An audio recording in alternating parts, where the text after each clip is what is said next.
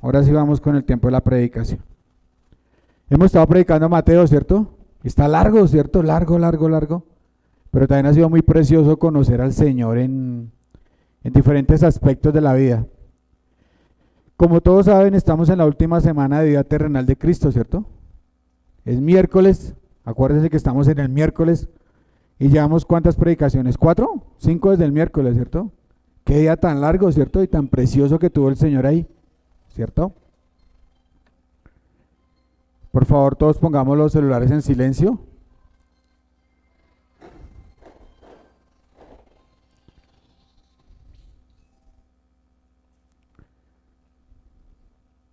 Listo. Entonces hemos visto que fue un día bastante agitado. Desde por la mañana empezaron las peleas, ¿cierto? ¿Se acuerdan que hemos hablado de eso? Llegaron los fariseos a preguntarle cosas. ¿Cuál fue la primera pregunta que le hicieron? ¿Quién se acuerda? ¿De dónde viene su autoridad, cierto? ¿Usted dónde? Muéstrame sus pergaminos. Muéstrame usted en qué universidad estudió. Muéstrame usted dónde estudió teología. Muéstrame. Y ellos no supieron responderle a una pregunta sencilla que él hizo. ¿De dónde venía? ¿Cuál era la pregunta? ¿Quién se acuerda? ¿De dónde era el ministerio de Juan el Bautista, cierto? ¿Sí se acuerdan todos? Ellos no supieron qué decir, estaban perdidísimos. Luego, hay 3 parábolas que el Señor confronta sus pecados, ¿cierto? La primera, los 2 hijos, el obediente y el desobediente, ¿se acuerdan? Y les dije que todos estamos en un grupo. O usted es obediente o es desobediente, ¿cierto? Y dijimos que algunos hermanos aquí dicen, sí, pastor, sí. Y se van y hacen lo que mejor les parece. Y hay otros que dicen, no, esa palabra de Dios está muy dura, yo no soy capaz. Pero se proponen en su corazón a ser obedientes y lo logran, ¿cierto? La segunda, ¿cuál fue? ¿Se acuerdan de la viña? Que el Señor sembró y fue a ver sus frutos. Hablamos del fruto, ¿cierto? Y hablamos de que usted como cristiano tiene que tener fruto. Porque ¿qué dice Santiago? Muéstrame tu fe. Y todos dicen tener una fe grande. ¿Y cómo son sus obras? Chiquitas. Y hablamos de que hay cristianos que tienen fruto que se le ve por todo lado, y hay unos que tienen menos, y otros que toca esculcarles. Y si usted no tiene fruto en su vida, tal vez no sea creyente. Eso concluimos, ¿cierto? Y concluimos que el primer fruto, ¿cuál es? Arrepentimiento y santidad, ¿cierto? Hablamos de santidad, ¿se acuerdan? Y esa es la tercera parábola. Hay que estar con la ropa correcta para la invitación a las bodas. ¿Se acuerdan que llegaron todos y había uno que estaba mal vestido y lo sacaron? Ese no es que pierda la salvación, sino que era uno que parecía, pero adivinen qué, no era. Estuvo todo el tiempo él convencido de que era hijo de Dios, pero a la hora que llegó el Señor a mirar, no estaba vestido, no tenía la justicia y la santidad. Y hablamos de que tenemos que trabajar en la santidad, ¿cierto? Porque dice Pablo que somos cartas abiertas y que la gente nos lee. Entonces es más fácil que su vida hable por usted que lo que usted pueda llegar a decir. Porque lo que acusan a los cristianos es que hablamos mucho y muy bonito, pero sí que estamos lejos de hacer esas cosas tan bonitas que decimos, ¿cierto? Nuestras obras están por allá y nuestra lengua está por aquí. Entonces tenemos que aprender a vivir conforme a lo que decimos y a lo que demostramos, ¿cierto? Porque el mundo, ¿usted cree que no está viendo? Listo. Y hace 8 días Luis nos enseñó que los fariseos se juntaron con los escribas y los herodianos, ¿se acuerda? ¿Qué le explicó de los herodianos? Que eran los que seguían a Herodes, ¿cierto? Eran unos políticos que tenían ahí con Herodes. Y estaban haciéndole una pregunta al Señor para que cuando él dijera, no le dé tributo al César, ¿qué iba a pasar? Se armaron una revolución, entonces pudieran capturar a Jesús. Pero el Señor, como es sabio, ¿qué les dijo? Dar al César lo que es del César, a Dios lo que es de. Y eso nos invita a que usted tiene que ser buen ciudadano, que usted tiene que pagar sus impuestos, no pasar semáforo en rojo. Luis habló de todas esas cosas, ¿cierto? ¿Sí se acuerdan? Que seamos buenos ciudadanos. Usted tiene que ser un buen ciudadano. No sacarle la basura al vecino, ¿cierto? Por allá alguien dijo, doña Miriam. No colarse en Transmilenio, ¿cierto? Tenemos que ser buenos ciudadanos. Y luego Luis nos dijo que darle a Dios lo que es de Dios. Entonces Dios quiere que usted haga lo que Él quiere que usted haga. ¿Y Dios qué quiere que usted haga? 5 sacrificios, ¿cierto? Fruto de alabanza, obediencia, ¿qué más? Ofrendar, ¿qué más? Justicia, santidad, ¿cierto? Evangelismo, ¿cierto? Y así muchas cosas que Dios quiere que usted haga que están escritas. Entonces no pierda usted su tiempo de rodillas diciendo, Señor, muéstrame tu voluntad, porque es que el Señor ya se la mostró, hermano. En la Biblia hay muchas formas en que Dios muestra su voluntad, ¿sí? Entonces a veces nos hacemos los desentendidos y decimos, Señor, más bien hágase mi voluntad porque es que yo quiero esto, yo quiero lo otro, yo quiero aquello, yo quiero. Y nunca decimos, Señor, ¿tú qué quieres? Muéstrame tú qué quieres para mi vida. Y hoy es un pasaje muy, muy simpático porque vienen los saduceos. Tal vez hemos hablado mucho de los saduceos, ¿cierto? Y es un grupo de personas que quieren ponernos la trampa al Señor. Y la pregunta es sobre la resurrección, ¿cierto? ¿Ustedes han escuchado harto sobre la resurrección? Sí. Pues escucha siempre. ¿Usted cree que la gente cree que se va a morir y se acaba todo? No, ¿cierto? Siempre pensamos que hay algo más allá. Si usted habla con cualquier persona, hay siempre algo más allá después de la muerte. La vida después de la muerte es algo que nos ha cautivado la mente a través de la historia. Un profesor por allá de una universidad muy famosa dijo, no puedo creer que Dios creara al hombre para luego abandonarlo en una tumba. Porque aunque ustedes no lo crean, hay profesores de universidades famosas que son creyentes. Y hay científicos que son creyentes. De Yale, ¿cuál es la otra más famosa? De Oxford, de Harvard. Son profesores que son creyentes. El libro, cuando yo expliqué Génesis sobre la creación, era de un científico que es profesor de allá de Harvard. ¿Cierto? No me acuerdo cómo se llama este señor. Lennox, el señor John Lennox. Lean literatura de él, porque es que la fe de nosotros no es una fe tonta, como muchos creen. Nuestra fe es una fe cierta. Y podemos hablar un día de ciencia. Ese hombre llamado James, no me puedo decir el apellido porque no sé hablar inglés. Se llama James. ¿Listo? Es de Yale. Y la esperanza de la vida después de la muerte late en cada corazón humano, ¿cierto? Yo les preguntara a ustedes como cristianos, la mayoría porque estamos aquí, porque les da miedo que se mueran y se van para el infierno, ¿cierto? ¿Es innegable? Claro, ¿cierto? Acá hay mucho cristiano o muchos cristianos del mundo que solo siguen a Cristo por el miedo de estar en el infierno gobernado por... ¿Quién gobierna el infierno? ¿Seguros? No, ¿quién gobierna el infierno? Vamos acá a desmitificar los mitos que tenemos, ¿cierto? ¿Será que allá usted lo recibe Satanás? No. ¿Quién gobierna el infierno? Dios. ¿Qué dice la Biblia? Tengan miedo a aquel que puede enviar su alma al infierno. ¿Listo? Entonces allá Satanás no va a estar mandando a nadie ni haciendo pachangas ni nada de eso. Satanás va a estar allá en el foso de fuego ardiendo con el falso profeta y la bestia. Y los demás que están con él van a sufrir con él. Entonces tenemos que quitar ese cuento de que Satanás está allá con el trinche así como el escudo de la América allá. Ay, sí se ríen, ¿no? Que está ya apoyando a la gente y no, hermanos, dejemos tanta mitología y tantas tonterías que hemos venido construyendo en nuestras mentes y en los dibujos animados y en las películas, ¿cierto? Entonces, ¿quién gobierna el infierno? Dios. Por eso dice que cuando Jesús venga hasta lo que está debajo de la tierra, se va a arrodillar delante de su presencia, Filipenses 2:11, ¿cierto? Entonces, si somos creyentes por el miedo a la muerte, pues no hemos entendido que es que cuando creemos en Cristo, Él nos da su propia vida, su vida eterna, ¿cierto? Y esa vida fluye, que dijo el Señor, que al que cree van a fluir ríos de Él, no vamos a ser secos, ¿cierto? No vamos a ser como la higuera estéril que nos enseñó nuestro hermano Jesús, que no dio fruto. ¿Y qué pasó con esa higuera? El Señor la secó y no dio más fruto. Entonces espero que nosotros seamos ríos de agua viva y que corra y que fluya y que la gente mire quiénes somos. Y vuelvo y les digo, ahí somos cristianos de la secreta porque yo sigo mirándoles sus estados y sus Facebooks. Y publican de todo menos cosas de que son creyentes o creen en Dios. Entonces mejor no publiquen nada. Porque a veces lo que hacen es desmeritar el nombre de Cristo a través de lo que publica. Bueno, ¿ustedes creen que la gente está preocupada por la muerte? Claro. ¿Han escuchado que han desenterrado tumbas egipcias? ¿Y qué encuentran adentro? ¿Pero qué más encuentran con las momias? Tesoro, ¿cierto? Plata. Porque creen que allá en el cielo van a ¿qué? En el otro mundo van a gastar, van a necesitar platica, ¿cierto?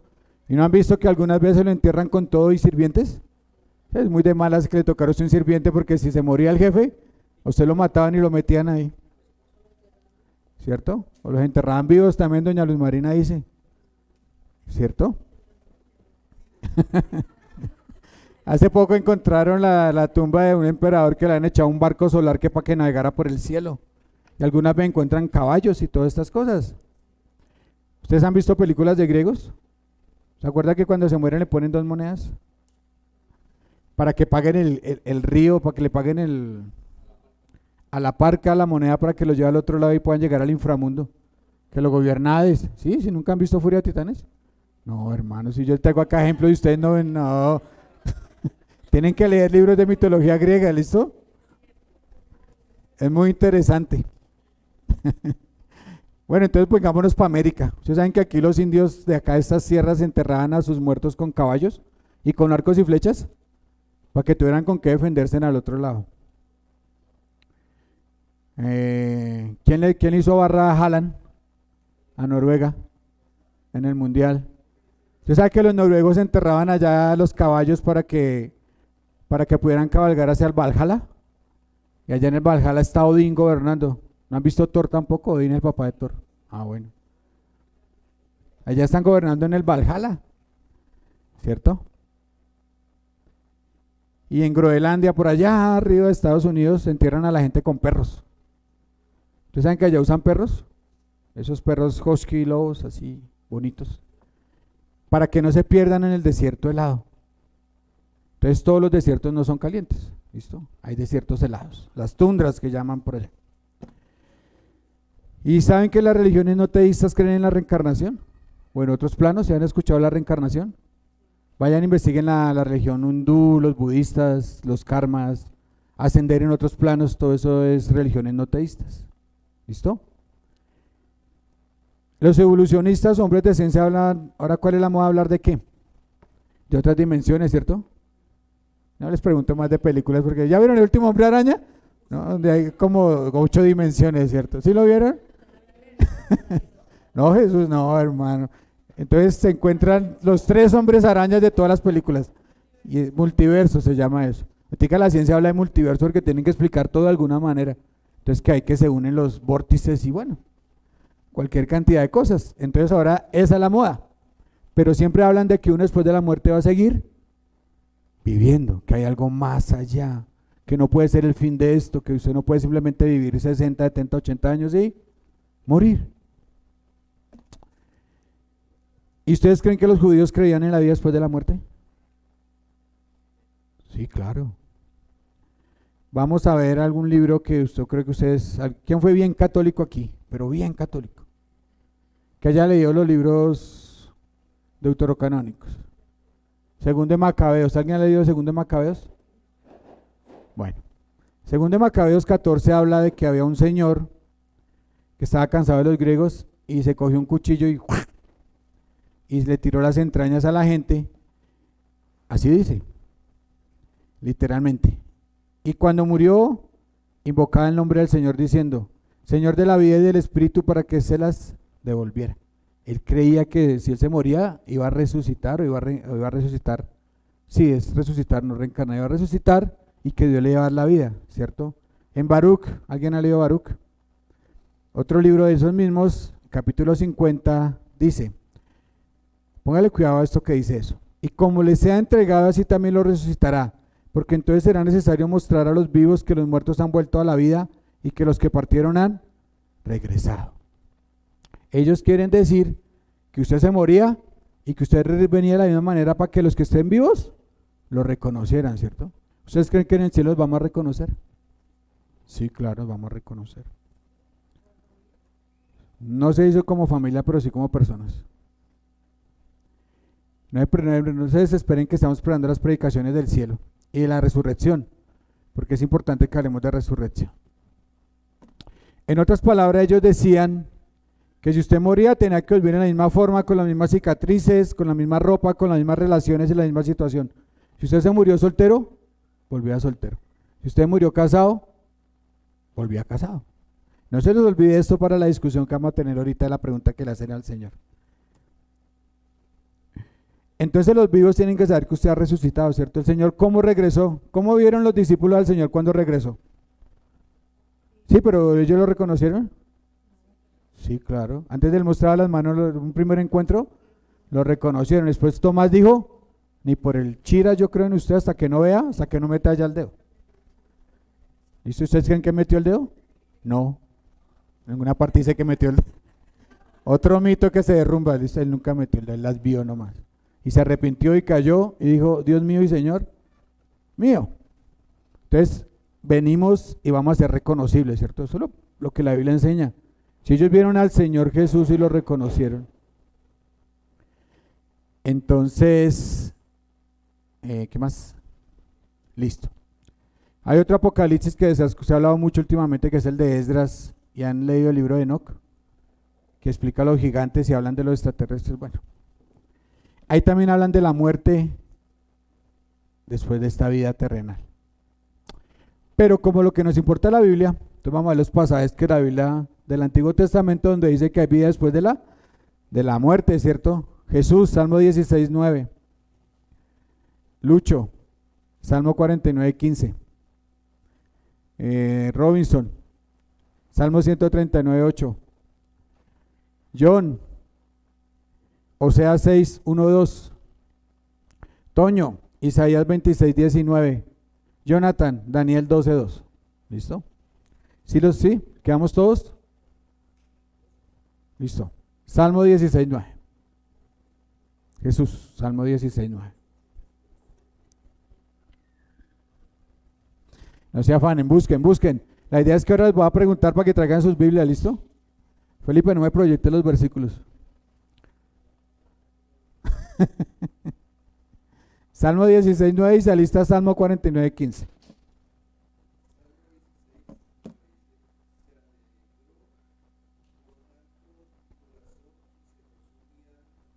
Hasta el 12, hermano.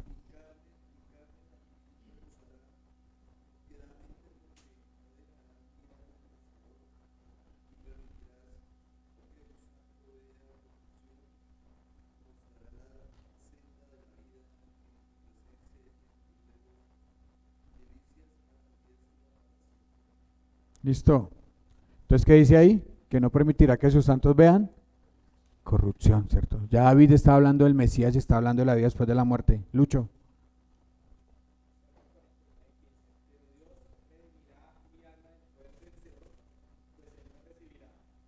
Amén, ¿cierto? Nos rescatará el Seol. ¿Sabe qué era el Seol para los judíos? Como el estado intermedio entre el cielo donde, como no, una UPJ, ¿cierto? Es lo que podemos hablar de eso. Sí, como algo, la UPJ es donde meten a los presos de diablo a la cárcel, ¿cierto? Entonces los cuerpos están ahí, Lauri, y los cuerpos están ahí hasta que sean llevados al infierno, que es su final destino, ¿listo? Bueno, eso es para otra teología, pero para que entendamos qué es el Seol en el lenguaje judío, ¿listo? El que sigue.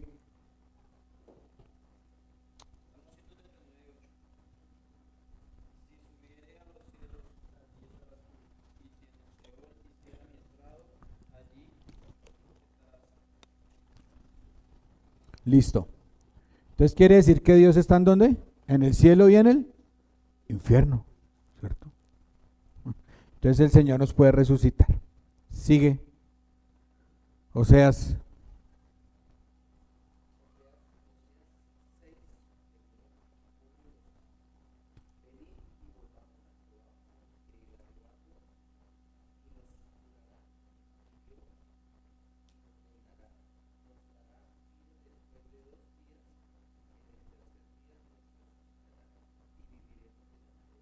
Amén. Promesa de resurrección, ¿cierto? ¿Cierto, John? El que sigue.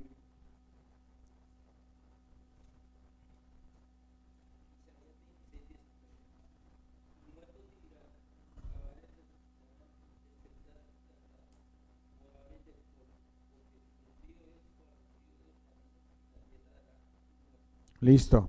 Promesa que la tierra devolverá a sus muertos. El que sigue, Daniel.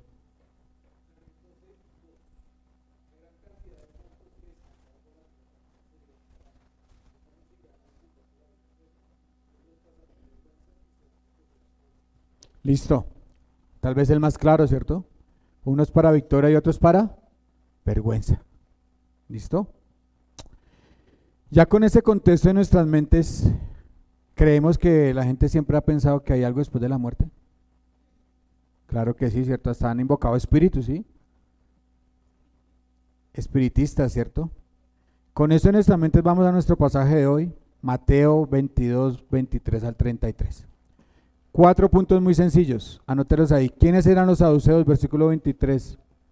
La pregunta, versículos 24 al 28 y la respuesta, versículos 29 al 33 y luego la aplicación. Bueno, para que no escoja el sueño, saquen sus Biblias, parémonos todos y vamos a leer Mateo 22, 23 al 33, ¿listo? Para que nos desperecemos y todos nos levantemos. Para que no empiecen a meditar, hermanos. Que a veces los hermanos se me ponen a meditar. Parémonos, por favor, Felipe, ahora sí, Mateo 22. Ese sí se los va a proyectar, ¿listo? Para que todos lo leamos a viva voz. Pero es más fácil en las Biblias. ¿Listo? ¿Todos listos? ¿Listo? ¿Listo? Bueno, aquel día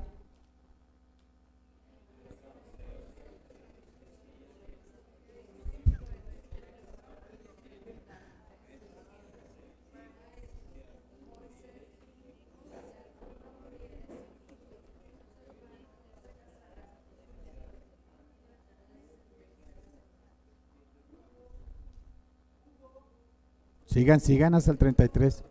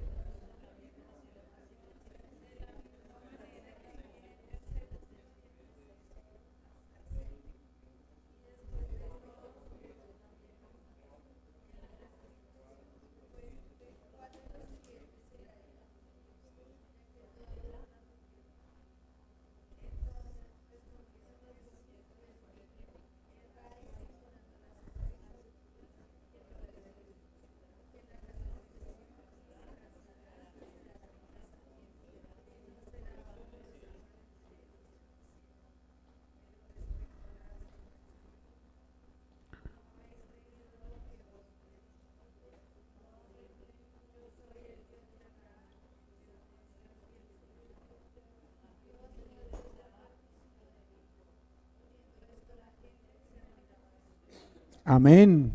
Sentémonos. ¿Qué concluimos de ese ejercicio? Que nos toca hacerlo más seguido, ¿cierto? Porque estamos mal de coordinación, ¿cierto? Yo escuchaba por aquí segundo y aquí ya séptimo. Bueno, pero no importa, necesitamos aprender a hacer esos ejercicios. ¿Listo, hermanos? Primera pregunta, ¿quiénes son los saduceos? Versículo 23, ¿qué leemos en el versículo 23? Ese día se acercaron, ¿quiénes? Los saduceos, ¿cierto? Entonces vamos a hablar de quiénes son los saduceos. ¿Listo? Ya el mismo Señor nos lo va contestando, ¿cierto? La misma Biblia lo contesta. ¿Cuál era la característica de los saduceos? ¿Que no creían en qué? En la resurrección, ¿cierto? ¿Ustedes conocen gente que no cree en la resurrección? Yo conozco varios, ¿cierto? Que dicen que uno se acaba acá y por eso es que viven la vida, como dijo Ricky Martin, viven la vida loca, ¿cierto? Porque quieren hacer de todo, porque como ya no hay nada, ni a qué darle cuenta, ni nada que hacer en la vida que sigue, entonces hagamos lo que mejor nos parezca. Y más que todo son los de la evolución y eso, que todo se acaba y ya. Entonces ellos no creían en estas cosas, ellos eran los teólogos liberales de la época, y como hoy hay mucha gente que no entiende la resurrección o la entienden mal, ¿y usted sabe que los cristianos somos burlas en este tema? ¿Ustedes se han reído de ustedes porque creen en la resurrección? Sí, yo he tenido discusiones con personas y se burlan porque creemos en la resurrección. Y hacen preguntas necias como que si vamos a tener alas, porque algunos cristianos piensan que vamos a ser como angelitos, ¿cierto? Que vamos a tener alas y vamos a estar allá, ¿cierto?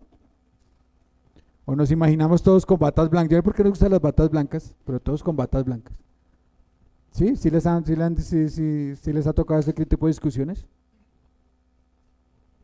Y unos preguntan, venga, y si se lo comió un león, ¿cómo va a venir ese cuerpo? ¿Sí le han hecho las preguntas? Y si se estalló una bomba y se despedazó, ¿cómo va a ser el...? Así. Son las preguntas como que son preguntas capciosas, ¿cierto? Y como que uno dice, no, pues este man. Y parecen preguntas inteligentes, ¿cierto? Pero son preguntas tontas. Son preguntas necias.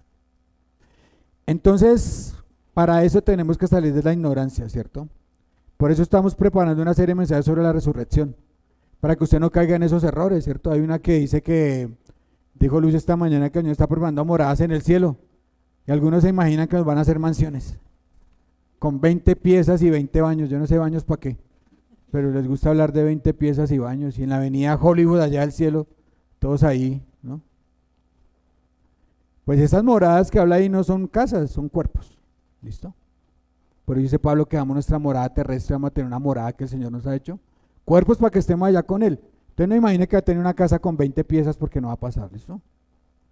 Ni con marfil, ni con mármol, ni con nada de esas cosas que nos gustan en esta tierra, ¿cierto? Por eso es importante que hablemos de la resurrección. Estoy preparando una serie de predicaciones sobre eso. También es importante que hablemos de los ángeles, ¿cierto? Porque a veces nos equivocamos sobre los ángeles, ¿cierto? Entonces todas esas cosas tenemos que predicarlas porque es importante. También sobre el cielo, porque acá mucha gente no sabe cómo va a funcionar el cielo, ¿cierto?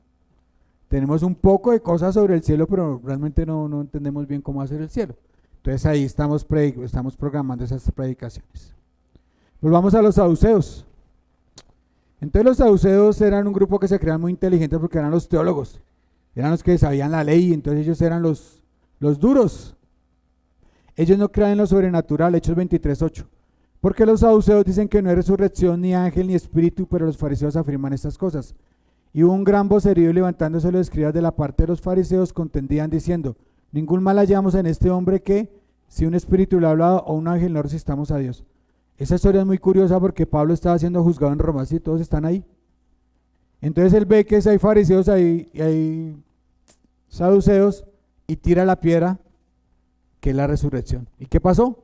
Se agarraron y empezaron a pelear, entonces se olvidaron de que Pablo era el enemigo en ese momento. Entonces ahí nos explica que ellos no creían en la resurrección. En la época de Jesús, ya lo he dicho aquí varias veces, habían 4 grupos, ¿cierto? Los fariseos, que eran los legalistas. Ellos se inventaban normas para fregar a la gente.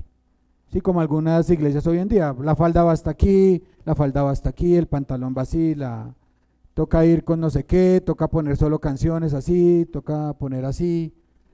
Legalismo, ¿cierto? No pueden maquillarse, no pueden ponerse en joyas. ¿Qué más legalismo entendemos acá? Ahí no pueden cortarse el pelo, hay que usar velo, ¿cierto? Los hombres tienen que tener el pelo corto. Eso es legalismo, ¿cierto? No podemos tener las barbas largas, porque entonces ya parecemos judíos. Eso es legalismo. Esos eran los fariseos. Los saduceos, que eran los políticos. En toda religión hay políticos, ¿sí? Como acá hoy en día que hay iglesias que se prestaron para las elecciones, ¿cierto? ¿Sí se dieron cuenta?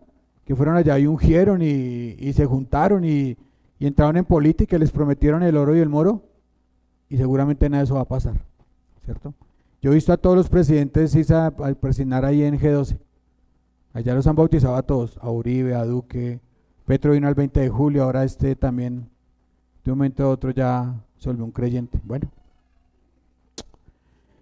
Luego estaban los esenios, esos eran los puritanos, los que no se juntaban con nadie, ellos se iban para las montañas y se encerraban en cuevas, de ahí salieron los rollos del Mar Muerto, eran los que no se juntaban con nadie. ¿Conocemos esenios? Sí, claro. ¿No tenemos acaso monjes que van y se van para las montañas y se encierran en conventos para no juntarse con el pecado? Pero eso no sirve porque su pecado está ¿dónde?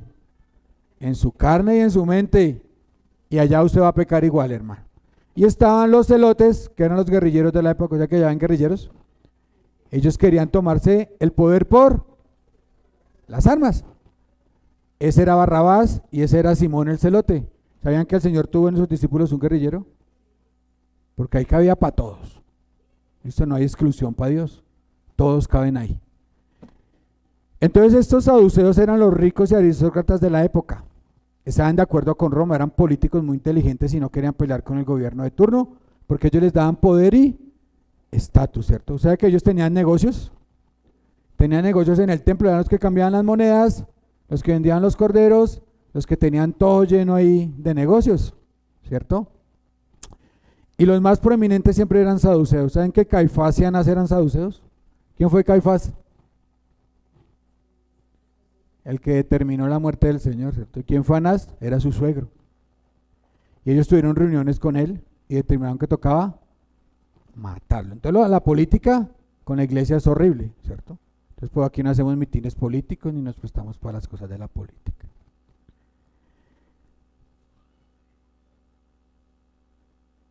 Entonces no conocemos mucho de los saduceos, ¿cierto?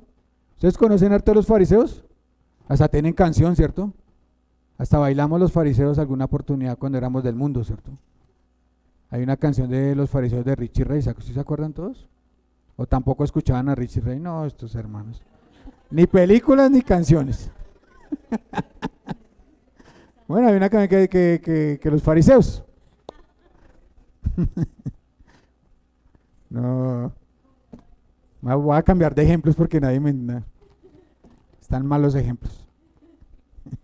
Pero nunca escuchamos una canción de los saduceos, y yo nunca he bailado uno de que los saduceos, siempre eran los fariseos. Según cuenta Josefo, un historiador judío, dice que eran severos en cuanto a la ley levítica, ellos eran hacedores de la ley, ellos querían que la ley se hiciera literal. Y acá surge la primera pregunta, o yo no sé, la primera pregunta que me surge a mí es, si ellos eran tan literales y tan puritanos en la ley, ¿por qué no creen en la resurrección? ¿Ustedes por qué creen? Pues muy sencillo, porque ellos solo creían que los 5 libros de Moisés eran la ley. Ellos solo creían en el Pentateuco y los demás libros no creían ni en los profetas, ni en Isaías, ni en Jeremías, ni en ninguno de ellos. Solo creían en el Pentateuco, los de Moisés, ¿cierto? Y hay un problema en el Pentateuco, que nunca se habla de resurrección. No hay una línea literal que diga vamos a resucitar. El Señor no dijo que va a resucitar a Moisés ni nada por el estilo. Entonces los saduceos se reían de los fariseos por preguntas necias, como las que voy a proponer a continuación. ¿Cómo vamos a resucitar? ¿Con ropa o sin ropa? ¿Qué piensan ustedes? ¿Y si es con ropa nueva o ropa usada? Son las preguntas que se hace la resurrección, ¿cierto? ¿Cierto? ¿Y cómo vamos a resucitar? ¿Con enfermedades o sin enfermedades? ¿Con la cicatriz aquí? Entonces, ¿cómo lo vamos a reconocer? Con buenas preguntas, ¿cierto? ¿Cómo es la vaina de la resurrección? ¿Cierto? Y un sinnúmero de preguntas de esos temas, ¿cierto? De ahí la importancia de entender bien la resurrección y entender bien el cielo. Entonces los saduceos no habían aparecido en el ministerio del Señor hasta que el Señor les tocó las 2 áreas más importantes de su vida. ¿Cuáles eran? El dinero, anote ahí, y el poder. ¿Cierto? Porque el martes, ¿qué hizo con el templo? Llegó y lo sacó a todos. Les tumbó los negocios, no les dejó producir más dinero. Y eso era eso era una forma de producir plata impresionante, porque usted llegaba con su cordero. Señor sacerdote, tengo mi cordero. ¿Y cómo tenía que ser el cordero? Sin mancha. ¿Y qué decía el sacerdote? No, ese no le sirve. Así fuera sin mancha. Yo le tengo uno para la venta, este sí le sirve. Entonces cogía y se lo vendía. Como los judíos no usaban monedas con imágenes, entonces usted llegaba con monedas romanas. ¿Y qué hacían ellos? Le cambio esas monedas, pero le cobro el 20, el 30%. Eran usureros. Ese era el negocio que tenían ellos. ¿Sabe cuántas personas se reunían en Jerusalén para una Pascua? 2, 3 millones de personas. ¿Creen que había plática ahí? Bastante. Entonces el Señor, ¿qué hizo?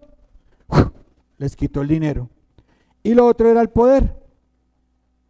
Porque ellos eran los que se relacionaban ¿con quién? Con Roma, ¿cierto? Con los políticos. ¿Quién gobernaba en esa época a los judíos? Roma, el imperio romano.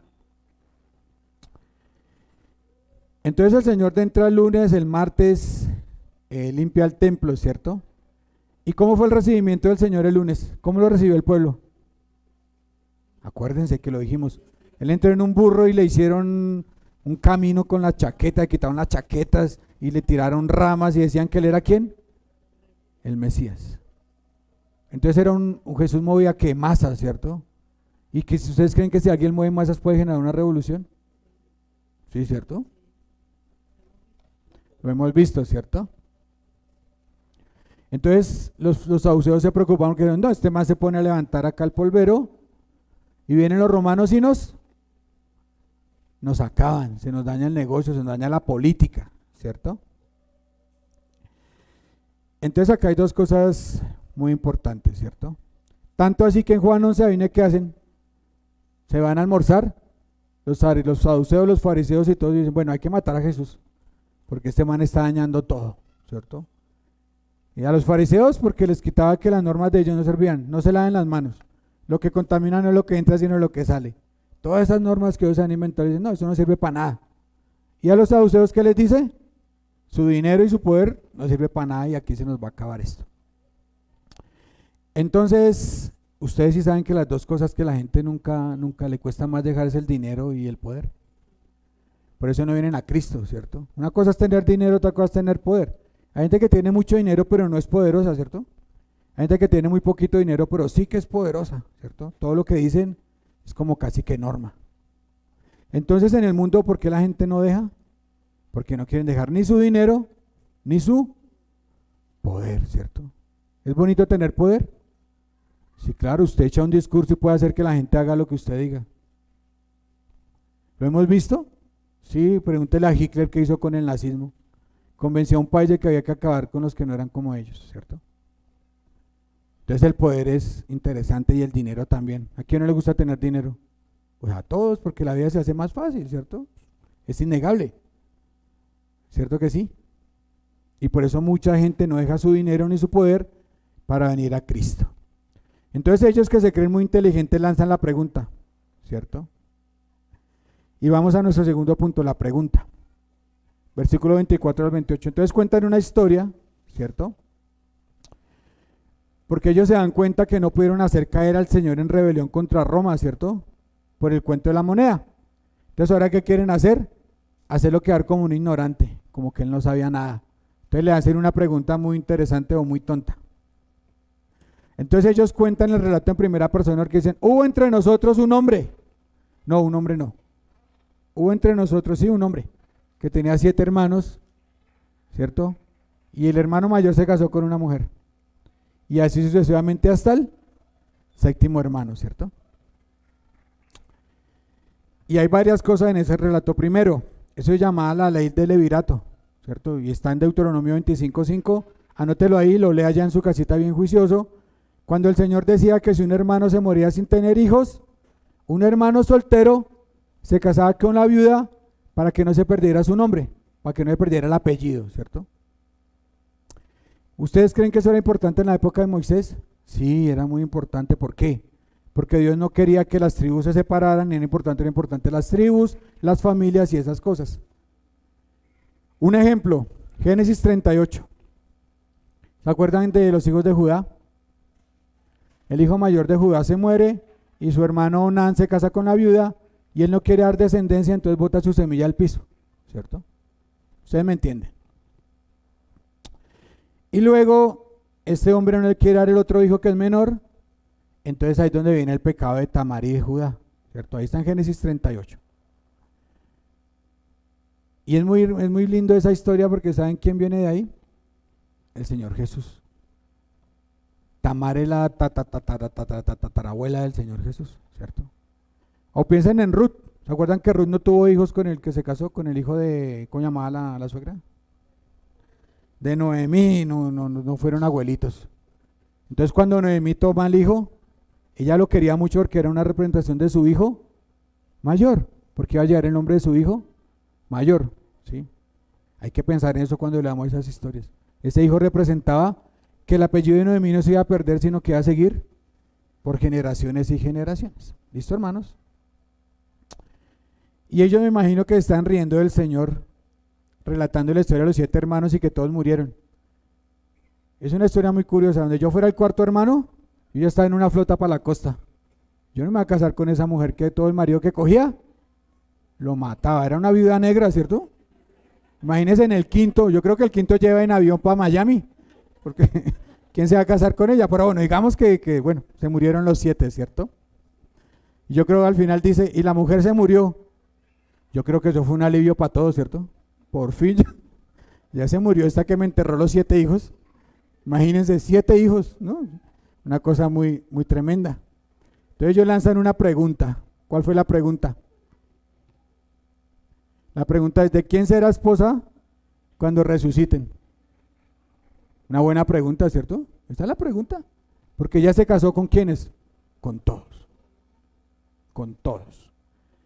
Y eso nos lleva a nuestro tercer punto, la respuesta. La pregunta es, ¿de quién será esposa la mujer? Y seguramente ellos creyeron muy inteligentes porque dijeron, esta pregunta si no la contesta nadie. Bueno, que le preguntaron a los fariseos, oiga, y si yo me casé con 3 mujeres, ¿con quién va a ser mi esposa en el cielo? ¿Cierto? Y usted tiene 2 matrimonios, ¿quién va a ser su esposa en el cielo? Entonces el Señor le contesta. El Señor en su sabiduría infinita le contesta. Y ellos pensaban que iban a coger al Señor porque si el Señor decía que de todos, iban a decir que Él está diciendo que en el cielo vamos a ser polígamos, ¿cierto? Y que 7 hombres con una esposa. Pecado, ¿cierto? Horrible. Pero el Señor, en su magnificencia y sabiduría, le responde de la siguiente manera, ¿cierto? ¿Qué dice Él? Erráis. Les está diciendo, ustedes no saben de qué están hablando, ustedes están vagabundeando en respuestas, porque es que ustedes no conocen las Escrituras. ¿Usted cree que eso fue humillante para ellos? ¿Qué se la pasaban diciendo ellos? ¿Que eran los que más sabían? Eso me pasó una vez a mí en la casa de doña Luz Marina comiendo ajiaco. Que doña Luz Marina, pero me toca sacar esa. Entonces estamos allá en la casa de doña Luz Marina, ¿cierto, Iván? ¿Usted estaba allá? ¿Usted estaba? Sí. Y doña Luz Marina me salió con esta. No, es que hasta la suerte la decide el Señor. Y yo en mi arrogancia dije, eso es mentira, ¿en dónde lo dice? Me dice en la Biblia y me sacó el versículo y me hizo así. Entonces, ¿qué pasó con mi orgullo? Pa'l piso. Yo creo que ahí sintieron los saduceos que el Señor les dijera eso. ¿Cierto, doña Luzma? Entonces, ¿qué aprendí yo? Que no me las sé todas. Que hay cosas en las cuales yo no me las sé. ¿Cierto? Muchas gracias, doña Luzma, porque eso lo aterriza a uno también. Entonces, los fariseos y los saduceos tienen esas discusiones de estas cosas. Y preguntan, oiga, ¿y si esta se despierta y resucita, va a ser la esposa de todos? Y dicen, no, eso no tiene ningún sentido, ¿cierto? ¿Y ustedes creen que Jesús había hablado de la resurrección? ¿Ustedes qué creen? ¿Será que los saduceos lo habían escuchado de la resurrección? Claro, en Juan 5 lo dijo, y cuando resucitó a Lázaro, ellos sabían del milagro de la resurrección y todas esas cosas. Y el que dijo, todo el que crea en mí tendrá vida eterna y resurrección, ¿cierto? Entonces el Señor los acusa de 2 cosas. Primero, que son ignorantes de la Escritura que ellos tanto aman. Tremendo, ¿no? Tremendo. Y luego les dice que ellos dudan del poder de Dios. Estos hombres que decían seguir a Dios y que decían que sabían toda la Biblia, Dios los acusa de 2 cosas. Que son ignorantes y que dudan del poder de Dios. ¿Cómo nos va con esas? ¿Cómo nos va dudando del poder de Dios? ¿Y cómo nos va dudando de la Escritura? ¿Usted sabe que los cristianos pecan y se deprimen y no contienen con sus emociones porque no saben las Escrituras? Somos ignorantes bíblicos. ¿Y ustedes qué creen? ¿Y cómo nos va con el poder de Dios? ¿Usted cree que Dios es poderoso? Entonces, ¿por qué nos tiemblan las piernas cuando las cosas se ponen difíciles? ¿Por qué cuando hay alguna cosita en la casa nos ponemos aterrados? ¿Por qué cuando la plata no alcanza vamos allá al gota a gota? ¿Será que es que Dios no es capaz? ¿O es que más bien no creemos tanto en Él como decimos? ¿Cómo nos va con esas 2? Si usted se deprime y duda de Dios es porque usted no lo conoce. Y usted no lo conoce es porque no leemos la Biblia. Porque usted leyera la Biblia, ¿sabría que Dios hace cosas imposibles por su pueblo? ¿Restaura matrimonios? ¿Hace cualquier cosa? ¿Saca personas del lodo cenagoso? Entonces la primera reflexión de hoy, ¿cómo nos va con esas dos? ¿Cierto?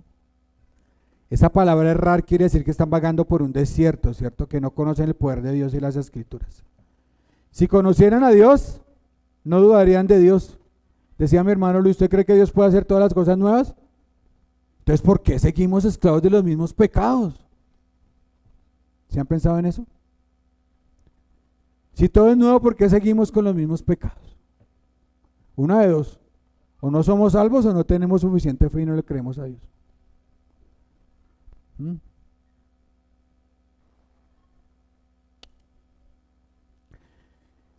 ¿Acaso Dios no levantó los cuerpos de la tierra? ¿Cómo hizo Dios a Adán y Eva?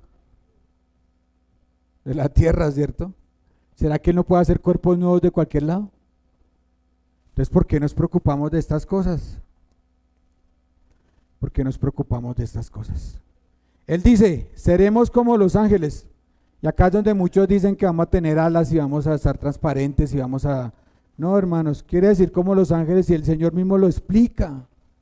¿Qué dice? En Lucas 20, el paralelo de esto dice,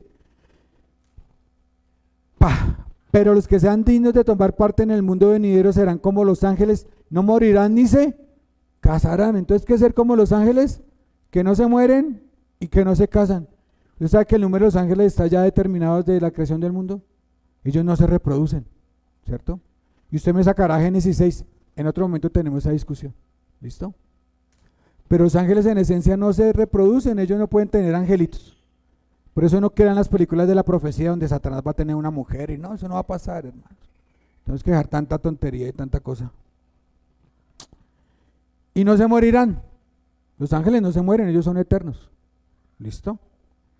Eso es lo que significa que seremos como los ángeles. No que vamos a tener alas, ni vamos a estar paseando, ni nada de estas cosas. Ni vamos a tener arpas. ¿Se han visto que nos ponen con arpas? Y no hay por qué con arpas. Nosotros todos son llaneros, ¿cierto? Todos son ángeles llaneros allá. No se rían porque es que no me dejan predicar. Entonces, ¿ustedes cómo creen que quedaron ellos? Fríos, ¿cierto? Y ustedes no saben nada, son ignorantes, aparte no creen en ese Dios que dicen que los protege, que dicen que es su Dios, ¿cierto? Y el Señor no le basta con esta clase de angeliología, sino que va a haber una clase de exégesis con la siguiente respuesta. Vamos todos al siguiente versículo, ¿cierto? Versículo 32. Yo soy el Dios de Abraham, el Dios de Isaac y el Dios de Jacob. Dios no es Dios de muertos, sino de vivos. Dios no es Dios de muertos, sino Dios de vivos. ¿Qué significa eso? Cuando usted entiende eso, ¿qué lee usted? ¿Cómo les va con la gramática? ¿Cómo les va con los tiempos verbales? Ese tiempo, ese verbo, ¿en qué tiempo está conjugado? Yo soy es presente continuo, ¿cierto? Él no dice yo fui, ni dice yo seré, dice yo soy. Eso da idea de eternidad, ¿cierto? Él dice yo no soy de Dios de muertos, sino Dios de vivos. Eso es presente. Yo no dice soy el que fui o el que seré. Eso es presente continuo. Y esa palabra indica que esos hombres le pertenecían a Dios. Eso quiere decir Dios, Abraham, Isaac y Jacob me pertenecen, ¿cierto? Me pertenecen. Y si le pertenecen, ¿cómo deben estar? Vivos. ¿Ustedes creen que un muerto puede alabar a Dios? No, ¿cierto? Entonces Dios es un Dios de vivos. Por eso cuando Él está ahí en Éxodo 3:6, para que ustedes anoten, no lo voy a leer acá, Él se presenta ante Moisés y dice, yo soy el que soy, ¿cierto? Tanto entender de que Él no tiene ni pasado ni presente, sino es un presente continuo. Entonces quiere decir, yo soy. Y ahí viene la segunda reflexión. ¿Ustedes creen que Dios es su yo soy? ¿O se los cambio? ¿Ustedes creen que Dios es el yo soy que está en todo momento en sus vidas? ¿O solamente estuvo en su salvación? ¿O solamente estará en el cielo y todo este lapso entre su salvación y el cielo, usted va a estar solo? No, ¿cierto? ¿No acaso nos dio las arras de su Espíritu Santo para ayudarnos con la santidad, ¿cierto? Entonces los cadáveres no le dan gloria a Dios, ¿cierto? Maravilloso como el Señor en poquitas palabras los dejó como callados y les mostró que eran unos ignorantes y que más encima no tenían tanta fe como debían tener, ¿cierto? ¿Y cómo nos va a nosotros? ¿Cómo estamos de fe? ¿Cómo es nuestra fe? ¿Ustedes saben que usted puede orar porque la fe aumente? El Señor, ¿qué dijo? ¿Qué dijeron los discípulos? Señor, aumentaron nuestra. Entonces el problema no es que Dios dé una fe pequeña, el problema es que nosotros no ejercitamos la fe, ¿cierto? No tenemos paciencia para con la fe, queremos que todo sea así, ¿cierto? No queremos ejercitarnos en la santidad. ¿Y se acuerdan que al principio les dije que ellos solo creían en el Pentateuco? Que son los primeros 5 libros. ¿De dónde saca Jesús este versículo? De Éxodo, y Éxodo es el segundo libro. O sea que con su propia teología que ellos decían que la amaban, los hace quedar en vergüenza. Y acá hay una reflexión para nosotros. ¿Cómo nos va a nosotros con las personas de otras religiones? ¿Será que cualquier persona nos hace pasar vergüenza porque no conocemos las Escrituras? ¿Será que vamos a hablarle a una persona de tal cosa y nos dejan callados? El cristianismo tiene un gran problema de ignorancia bíblica, hermanos. Por eso los animé a que estudien, ¿cierto? A que estudien. Y concluimos. Yo pensé que no iba a alcanzar, pero sí, no me ha sonado el reloj. ¿Ya me sonó? ¿Ya me pasé los 50? Bueno, hermanos, 5 minutos, concluimos. ¿No les parece maravilloso y asombroso el Señor? Enfrentando a estos líderes religiosos que querían desacreditarlo y matarlo. Está a 2 días de su muerte, pero no lo van a lograr hacer caer en pecado ni que Él diga algo que lo lleve a la cruz, ¿cierto? Hay 3 cosas que vemos acá. Primero, la divinidad de Jesús. Y usted tiene que emocionarse a ver un Jesús en el que puede creer. Qué triste creer en Mesías como tal vez Mahoma. ¿Saben la historia de Mahoma? Búsquenla. ¿Saben la historia de los mormones? Búsquenla. ¿Saben la historia de los testigos de Jehová? Búsquenla. Cienciología, búsquenla. La iglesia de la luz, búsquenla. ¿Saben la iglesia, la historia de la iglesia católica? Búsquenla. Ellos no tienen un Mesías como el de nosotros. No lo tienen. Todos esos ídolos de ellos son pecadores. Y fueron hombres que nunca se levantaron de la tumba. Y eso tiene que animar su corazón, porque usted tiene un Dios en el cual creer y un Redentor que fue sin pecado y que sabía todas las cosas. ¿Para qué maravilloso ese Jesús? Segundo, el compromiso de Jesús con las Escrituras. Siempre el Señor que iba a enfrentar algo, ¿con qué lo enfrentaba? Con las Escrituras. ¿Y cómo enfrentamos nosotros las cosas de la vida? Poniéndonos bravos, haciendo mala cara, poniéndonos tristes, echándole la culpa a Dios. Sí, a veces le echamos la culpa a Dios. ¿Se acuerdan el miércoles de Caín, que cuando Caín peca y mata a su hermano, qué es lo que él dice? ¿Yo qué voy a saber de mi hermano? ¿Qué le pasa? La culpa es suya, Dios, por permitir que llegara eso a mi vida.